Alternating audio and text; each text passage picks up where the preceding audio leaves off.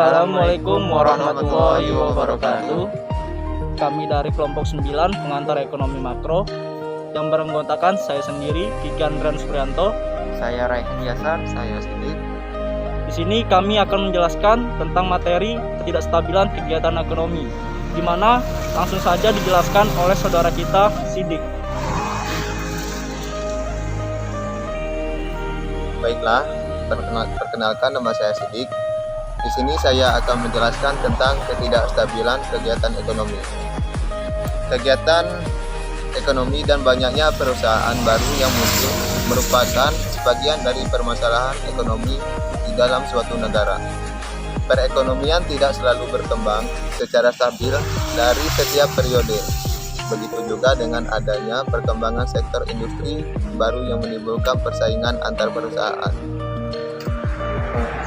Ada kalanya perkembangan ekonomi yang sangat pesat berdampak pada kenaikan harga. Perusahaan juga menjadi salah satu hambatan bagi perusahaan untuk berkembang.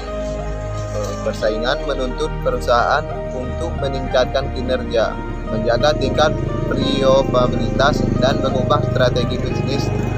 Dengan aktivitas pendanaan dapat dilihat dari kemampuan perusahaan.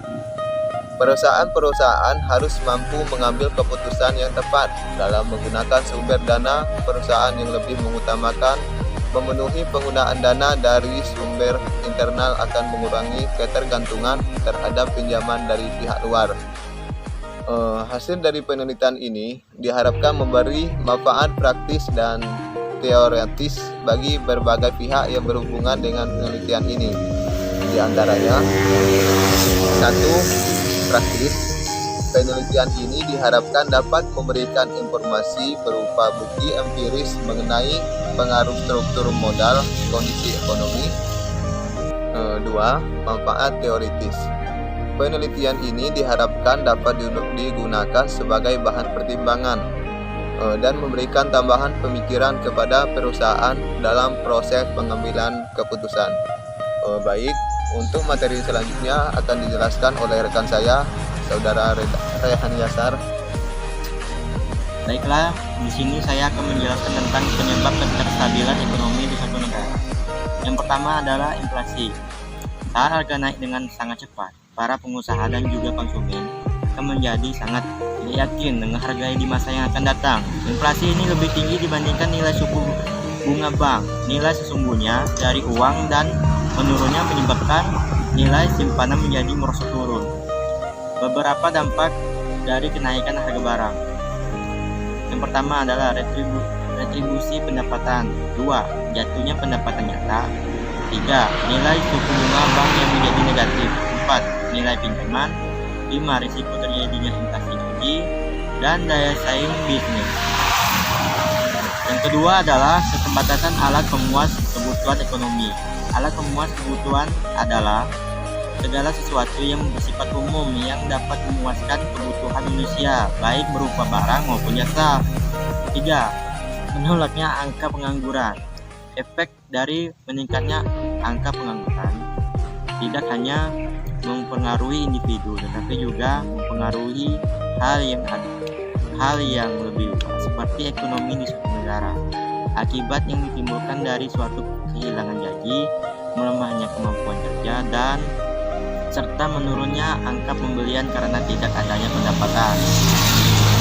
Semakin lama periode seseorang itu menganggur, mereka tidak lagi mau mencari pekerjaan yang baru. 4. Pendapatan masyarakat yang rendah.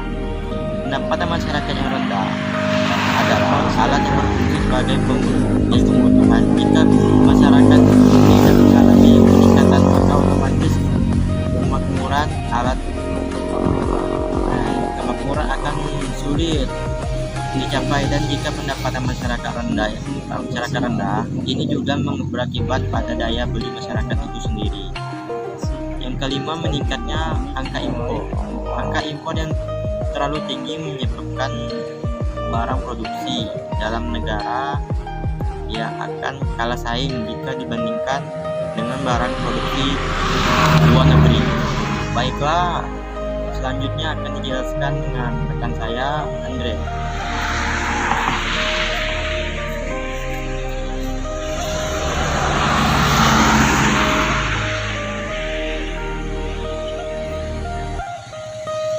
Baiklah, selanjutnya saya akan menjelaskan mengenai cara mengatasi ketidakstabilan ekonomi. Pada setiap negara pasti pernah mengalami ketidakstabilan kegiatan ekonomi. Namun, dengan ketidakstabilan ini, kita harus cepat menindaklanjutinya dalam upaya-upaya sebagai berikut. Yang pertama, pemberdayaan ekonomi. Yang dimaksud adalah untuk menstabilkan perekonomian dalam ruang lingkup kecil adalah pengembangan kegiatan simpan pinjam dan lembaga keuangan mikro atau LKM dan pengembangan usaha mikro kecil atau UKM. Yang kedua, membuka lapangan kerja yang lebih banyak. Dengan membuka lapangan pekerjaan yang lebih banyak, sehingga bisa menekan jumlah angka pengangguran, sehingga dapat menstabilkan perekonomian kita menjadi lebih baik lagi. Yang ketiga, menghilangkan sifat konsumtif masyarakat dan lebih bersikap untuk lebih hemat untuk menjaga sumber daya, sehingga dengan menjaga sumber daya ini bisa ada peningkatan dengan adanya keseimbangan di antara lain keduanya. Sumber daya alam mampu berjalan seimbang dengan kebutuhan masyarakat. Yang keempat, bagi pemerintah dapat mengorientasikan pembangunan sarana dan prasarana dan infrastruktur yang bernilai tinggi untuk kebutuhan masyarakat, baik itu dalam sektor industri maupun pangan, sehingga menjadikan negara kita tidak hanya sebagai pengimpor, namun juga sebagai pengekspor. Yang kelima, inflasi. Pemerintah berusaha menekan inflasi serendah-rendahnya. Hal ini penting bagi setiap negara, karena inflasi tidak dapat dihapuskan sama sekali. Baiklah, sekian dari kelompok 9 yang dapat kami sampaikan, semoga bermanfaat. Wassalamualaikum warahmatullahi wabarakatuh.